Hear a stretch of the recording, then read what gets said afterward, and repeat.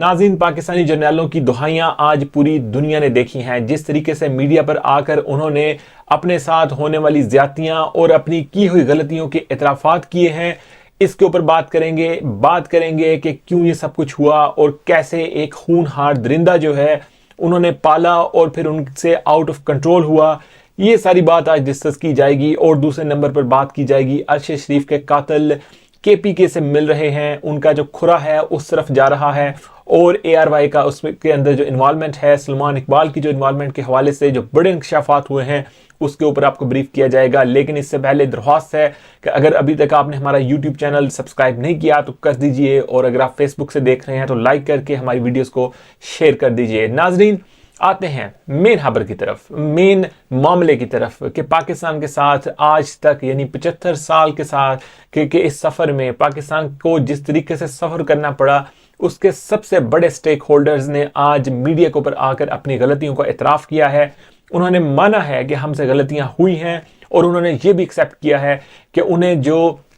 Cipher मामले के बाद जिस तरीके से उन्हें गद्दार कहा गया है, जिस तरीके से उन्हें जानवर कहा गया है, जिस तरीके से उन्हें मीर जाफर, मीर सादिक के अलकाबात दिए गए हैं, ये उनके साथ ज्यादतियां हुई हैं। नाजरीन, ये वही जर्नैल हैं कि जो सियासी जमातों को आपस में लड़वा कर उनके अंदर से उनके ऊपर करप्शन के इल्ज़ाम लगवा कर उन्हें चोर, उन्हें डकैत कह कर उनसे काम लेकर उन्हें बाईपास करके उन्हें टिश्यू पेपर की तरह इस्तेमाल करने के बाद उनके अंदर लगी हुई आग के ऊपर हाथ सेंकते रहे हैं। आज ये आग उनके घर तक पहुंची है, आज इल्ज़ामात जो हैं उन तक पहुंचे हैं। आज आर्मी चीफ के ऊपर और पाकिस्तान की एजेंसीज के ऊपर कत्ल करने के जो इल्ज़ामात लगे हैं, उनके खिलाफ साजिशें करने के जो इल्ज़ामात लगे हैं, आज हमने देखा है कि जो जर्नैल हैं वो खुद फिर बाहर आए हैं। पाकिस्तान की तारीख में पहली दफ़ा हुआ है कि डायरेक्टर जनरल ISI जो हैं वो मीडिया के ऊपर आए हैं। ये वही जनरल हैं जिन्होंने मीडिया को कह रखा था कि मैं टीवी के ऊपर आना पसंद नहीं करता, मुझे इसके लिए इनकरेज ना किया जाए, मुझे टीवी पे आना बिल्कुल पसंद नहीं है। आज उन्होंने अपना ही कानून तोड़ा है, अपनी कही हुई बात जो है उसे रद्द किया है और मीडिया के ऊपर बैठे हैं। जनरल इफ्तिखार बाबर का जो चेहरा था, जो बॉडी लैंग्वेज थी, वो देखकर अफसोस हुआ कि पाकिस्तान आर्मी जो है, पाकिस्तान आर्मी के जो जर्नैल हैं, आज उन्हें ये वक्त भी देखना पड़ा है कि आज मीडिया के ऊपर आकर उन्हें अपनी तौजीहात पेश करनी पड़ी हैं, वजाहतें पेश करनी पड़ी हैं, अपने आप को क्लियर करने के लिए उन्हें मीडिया पर आना पड़ा है। ऐसे हालात क्यों पैदा हुए हैं, ये सब कुछ पाकिस्तान के साथ क्यों हुआ है, पाकिस्तान की आर्मी के साथ ये सब कुछ क्यों हुआ है, वो रिटायर्ड जर्नल, वो लोग, वो एस्टेब्लिशमेंट के लोग जिन्होंने ये सारा कुछ किया और आज पाकिस्तान जो है इस मुकाम पर आया है। आज मुझे बड़ी तकलीफ हुई है ये सारी चीज़ें देखकर। आज हम उसी मुकाम पर खड़े हुए हैं जहां पर जनरल याह्या खान ने पाकिस्तान को छोड़ा था, पाकिस्तान के 2 लख्त किए थे और उसके बाद फिर वजाहतें दी जाती थीं और उसके बाद फिर बातें की जाती थीं, और उस वक्त भी यही वादे किए गए थे कि पाकिस्तान जो है वो सियासतदानों के हवाले किया जाएगा। एक सियासतदान के हवाले फिर किया भी गया, भुट्टो के हवाले पाकिस्तान किया गया, जिसने फिर पाकिस्तान का आइन नए सिरे से बनाया, जिसने 4000 किलोमीटर से भी ज़्यादा पाकिस्तान की सड़कें 5 साल के कलील अरसे के अंदर अंदर बना दी, पाकिस्तान के अंदर नए अदारे बनाए, पाकिस्तान की अवाम को खुशहाली की तरफ उसने, जो पाकिस्तान की जो ब्रेक लग चुकी थी उसकी तरफ लेके गया। टूटा फूटा पाकिस्तान उसने दोबारा से जोड़ा। पाकिस्तान को जो फॉरेन जो पॉलिसी थी पाकिस्तान की, असर नो से तरतीब दिया। अरब के साथ अपने जो ताल्लुकात हैं बहाल किए, चाइना के साथ ताल्लुकात बहाल किए, रशिया के साथ ताल्लुकात बहाल किए। लेकिन फिर इन्होंने क्या किया, 5 साल के बाद फिर उसे हवार कर दिया, फिर उसके सामने रुकावटें खड़ी कर दी और उसे फांसी के फंदे पर लगा दिया। उसके बाद फिर ये सिलसिला चलता गया और आखिरकार फिर इन्होंने नवाज शरीफ को जिस तरीके से उसे कत्ल किया, यानी ये चाहते तो उसे गोली भी मार सकते थे, उसे फांसी भी लगा सकते थे, लेकिन इस दफ़ा प्लान किया गया कि इसको सियासी मौत देंगे, इसको इस तरह से हम बदनाम कर देंगे कि पाकिस्तान का जो बच्चा है इसे चोर कहेगा, इसे करप्ट कहेगा। ऐसी कहानियां तरतीब दी गई, ऐसे मामला तरतीब दिए गए और उस दौरान एक खूनहार किस्म का जो जानवर है उसे इन्होंने जो पाल कर 22 साल तक उसकी जो परवरिश की थी उसे फिर मार्केट के अंदर उतारा और पाकिस्तान का बेड़ा गर्क किया। पाकिस्तान का बेड़ा गर्क इस हद तक हो गया कि पाकिस्तान की आर्मी के पास तनख्वाहें देने के पैसे नहीं थे। जब उस मुकाम तक ये पहुंच गए कि जब वही जो दरिंदा है, वही जो जानवर है, इनकी जो गर्दनों तक जब वो आ गया तो फिर उन्होंने दोबारा जाकर पाकिस्तान के सियासतदानों के दरवाजे नाक किए, तरले किए, उनकी मिन्नतें की और उन्हें फिर वापस लेकर आए सियासत के अंदर। फिर उनके लिए जो मामला हैं वो ठीक करने के लिए इन्होंने चीज़ें कुछ ना कुछ हद तक की। लेकिन फिर भी मैं आपको बताता चलूँ नाजरीन कि आज भी जो कंट्रोल है वो कहीं और हाथों में है। कई और चीज़ें जो है इन सियासतदानों को तंग कर रही हैं। कभी उन्हें अदालतों के अंदर जलील ख्वार किया जाता है, कभी जो इन्वेस्टिगेशंस होती हैं उसके अंदर आकर कोई ना कोई हर्डल पेश आ जाती है। कभी इन लोगों को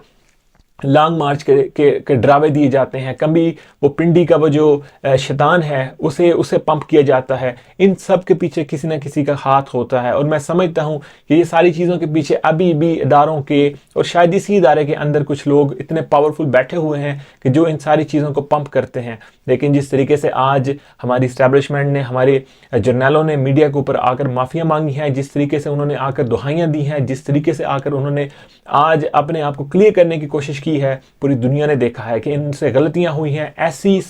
ऐसी बड़ी बड़ी गलतियां हुई हैं कि आज इनके ऊपर ये चीज़ आन पड़ी है। और मैं समझता हूं कि आज अगर आप पीटीआई के वर्कर हैं, पीटीआई को पसंद करते हैं, इमरान खान को पसंद करते हैं, तो भी आपको गमगीन नहीं होना चाहिए। और अगर आप नून लीग को पसंद करते हैं और आप आज बड़ा खुश हो रहे हैं कि आज शायद आपकी फतह का दिन है, आज शायद जो चीज़ें हैं वो आपके हक में जा रही हैं, लेकिन मेरे दिल के अंदर आज भी डर है, क्योंकि मैं इनसे बीइंग अ पाकिस्तानी बहुत दफ़ा डस चुका हूँ, इन सारी चीज़ों से डस चुका हूँ। आज ये सेटअप है, शायद ये ऐसे ही चलते रहें, लेकिन कल को नया सेटअप आएगा, फिर से वही चीज़ें चलना शुरू हो जाएंगी। क्योंकि जो पावर का नशा है वो बहुत ही अजीबोगरीब है। जो पावर का जो जिसको नशा लग जाए, इसका जो खून जिसको लग जाए वो ख़त्म नहीं होता। मेरी तो बस यही दुआ है कि पाकिस्तान की आर्मी के साथ आज के बाद ऐसा कोई मामला ना हो कि इन्हें टीवी के ऊपर आकर वजाहतें देनी पड़े, माफिया मांगनी पड़े। आज अगर इन्होंने ये प्रेस कॉन्फ्रेंस की है तो मैं समझता हूं कि इसका जो आफ्टर इफेक्ट्स हैं वो भी नजर आने चाहिए। वहीं से फिर एक असल इम्तहान शुरू होगा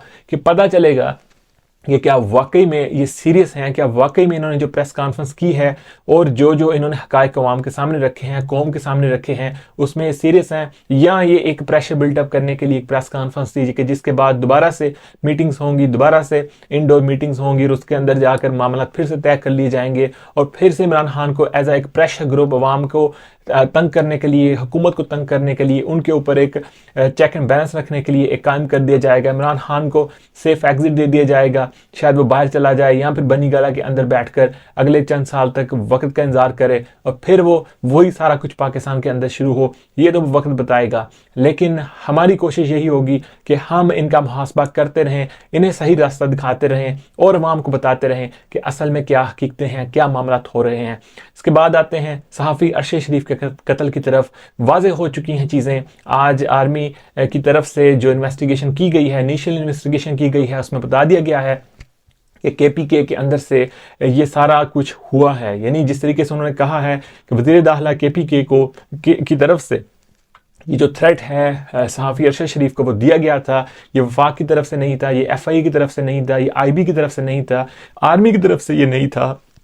इवन कि आर्मी की तरफ से यानी एजेंसीज की तरफ से उन्होंने खुल्ला कहा है कि अरशद शरीफ के तल्लुकात थे आईएसआई के साथ, वो राब्ते में थे और उन्होंने उन्हें बता दिया था कि आपको कोई थ्रेट नहीं है। लेकिन ये फेक किस्म का थ्रेट केपीके की तरफ से दिया गया था। वज़ीर आला केपीके वो इसके अंदर इन्वॉल्व हैं, वज़ीर दाखिला इसके अंदर इन्वॉल्व हैं और वहाँ की जो अथॉरिटीज़ हैं वो इसके अंदर इन्वॉल्व हैं। उन्होंने इतना प्रेशराइज किया, इस तरीके से उसका जहन बनाया और उसके साथ साथ इनका जो एक्स बॉस था सलमान इकबाल वो इसके अंदर थ्रू आउट इसके अंदर राब्ते में रहा, जिसके ऊपर ISPR ने का कहना है कि इसको भी शामिल तफ्तीश करना चाहिए, इसको भी डायरेक्ट करना चाहिए, क्योंकि हमें लगता है कि ये भी इस कत्ल के अंदर मुलव्वस है। जिस तरीके से इन्होंने सहाफ़ी अरशद शरीफ को दुबई के अंदर भेजा, जो हालात पैदा कर दिए गए और फिर वहाँ दुबई से कीनिया की तरफ रवाना कर दिया गया और ये भी झूठ गढ़ा गया कि दुबई के अंदर उनका वीज़ा ख़त्म हो रहा था, ये भी झूठ गढ़ा गया कि उनके पास सिर्फ एक ही कंट्री में जा सकते थे, हालांकि वो 34 दीगर ममालिक के अंदर भी जा सकते थे और भी उनके पास बड़े रास्ते थे। लेकिन उन्हें इस तरीके से उन्हें कायल किया गया, उन्हें बेवकूफ़ बनाया गया, इस तरीके से उन्हें उस तरफ चलवा दिया गया। और उसके बाद आज आने वाली जो उन दोनों भाइयों की जिनके पास वो गए थे उनकी भी मीडिया के ऊपर आज सारी की सारी रिकॉर्डिंग्स आ गई हैं, उनका बयान सामने आ गया है, जिसके अंदर सारी चीज़ें वाज़े हो गई हैं कि जिस तरीके से वो सलमान इकबाल के साथ थ्रू आउट राब्ते में थे और उनके कहने के ऊपर वो सारी चीज़ें वहाँ पर चल रही थी। ये एक बहुत बड़ा इंकशाफ हुआ है। और अगर वाकई में पाकिस्तान आर्मी जो है, बल्कि मैं समझता हूँ कि क्योंकि अब तो इल्ज़ाम पाकिस्तान आर्मी के ऊपर, जर्नलों के ऊपर आ चुका है, ये खुद ब खुद ही सारी चीज़ की इन्वेस्टिगेशन करेंगे, खुद ब खुद ही सारा कुछ अवाम के सामने लेकर आएंगे। इसमें आप लोगों को पैनिक होने की ज़रूरत नहीं है। हमें तो बस इस चीज़ का अफसोस है कि हमारा एक सहाफ़ी भाई, हमारा एक सीनियर एंकर पर्सन जो है वो ज़ाया हुआ है इनकी आपसी मामलात के अंदर, आपसी साजिशों के अंदर। लेकिन अब देखना यह है कि ये किस तरीके से उस कत्ल को, उस सारी वारदात को अवाम के सामने लेकर आते हैं। अगर ये नहीं लेकर आते, अगर ये फिर से उस सारे मामले को, जिस तरीके से पाकिस्तान के अंदर पहले भी बड़े बड़े हाई प्रोफाइल कत्ल हुए हैं, अगर ये भी कत्ल अगर छुपा लिया जाता है, तो मैं कंफर्म करता हूं कि फिर से इनकी आपस की कोई डील हो जाएगी, फिर से इनके जो आपस के मामलात हैं वो दोबारा से उस तरफ चल पड़ेंगे और फिर से पाकिस्तान के अंदर नई से नई साजिशें, पाकिस्तान के अंदर नई से नए मामला जो हैं वो अपन के सामने आएंगे और फिर पाकिस्तान उसी डगर पर चल पड़ेगा। मैं समझता हूं कि इस वक्त मौका है पाकिस्तान आर्मी के पास भी, पाकिस्तान के एस्टेब्लिशमेंट के पास, कि वो वाकई में ये साबित कर दें कि उन्होंने सियासत से दूरी इख्तियार कर ली है, पाकिस्तान के आइन के दायरे के अंदर वो आ गए हैं और पाकिस्तान के साथ वो लॉयल हैं। देखते रहिए बोलता पाकिस्तान।